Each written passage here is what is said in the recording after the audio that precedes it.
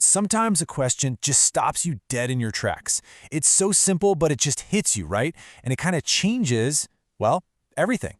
That's what we're diving into today, a whole book built around a single question that gets to the very heart of our existence.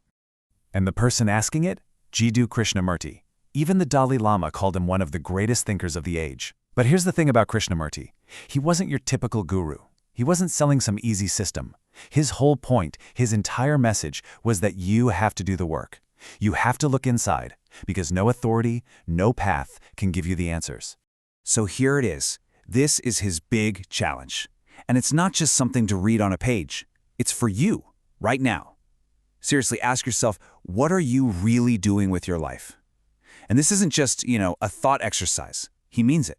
It's an invitation to look at yourself in a totally new and maybe even radical way. Okay, so how do you even begin to answer a question that big? Well, Krishnamurti kicks things off with this incredibly bold, kind of shocking idea. He basically says, you can't separate your own personal problems from the mess you see in the world. Just let that sink in for a second. All the chaos, the violence, the division we see out there, he's saying it's not separate from us. Not at all. His argument is that society is nothing more than a giant projection of what's going on inside each and every one of us. So get this. The world isn't something that's just happening to you. Nope. We are actively creating it every single moment with our thoughts, our fears, our ambitions. The misery and confusion inside of us, that becomes the world outside of us. The world is, quite literally, us. All right, so if the problem really does start with us, then what's the root cause? What's the source of all this inner chaos? Krishnamurti points his finger at one single thing, the self, the idea of me. He calls it a psychological prison, and it's one we've built for ourselves. So what does he even mean by the self? Well, it's not some pure deep-down soul. He says it's basically just a bundle of memories, conclusions we've made, experiences we've had. It's a thing we've cobbled together from the past, and it's desperately trying to make sure it exists in the future. And then he takes it a step further, and this is where it gets really mind-bending. We all assume there's a me, a thinker, who's doing the thinking, right? Krishnamurti says nope. That thinker is just an illusion. It's something created by the thoughts themselves to give us a sense of being solid and in control. But in reality, there's just thought, a constant flowing stream of it. And right there, that's the fundamental conflict of our existence, isn't it? Our minds, which are basically just recorded history of our past conditioning, are always trying to be fixed and secure. But life itself, well, life is always moving, always changing. It's like trying to build a stone dam in the middle of a raging river. That clash between our rigid self and the flow of reality, that's the source of all our inner turmoil.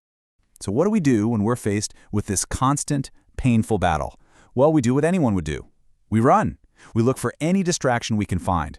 And Krishnamurti has a great name for this. He calls it our vast and intricate network of escapes. And this network is huge, right? I mean, think about it. We chase success, we binge-watch shows, we follow leaders and gurus. We're always looking for the next pleasure hit. He says even something like sex can become just another way to forget who we are for a few seconds. Every single one of these things, he argues, is just us running away from facing what's actually going on. Yeah, and Krishnamurti is really blunt about this. He basically says that all this running around trying to escape, it doesn't solve a thing. All it does is make us dull.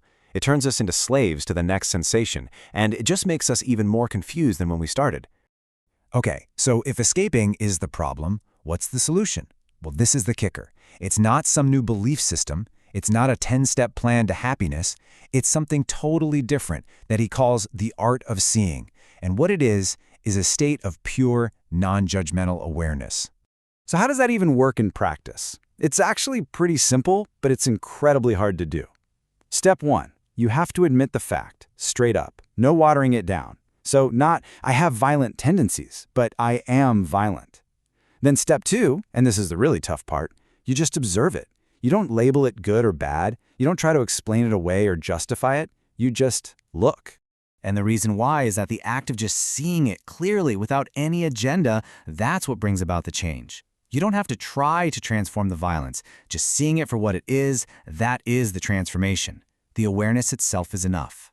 He even uses this really cool analogy from physics to explain it. You know how in quantum physics, the very act of a scientist observing an electron actually changes how it behaves? He's saying it's the same with our minds. The moment you observe what's going on inside you, purely, without judgment, you fundamentally change the thing you're looking at. And this all builds to his final, most powerful point.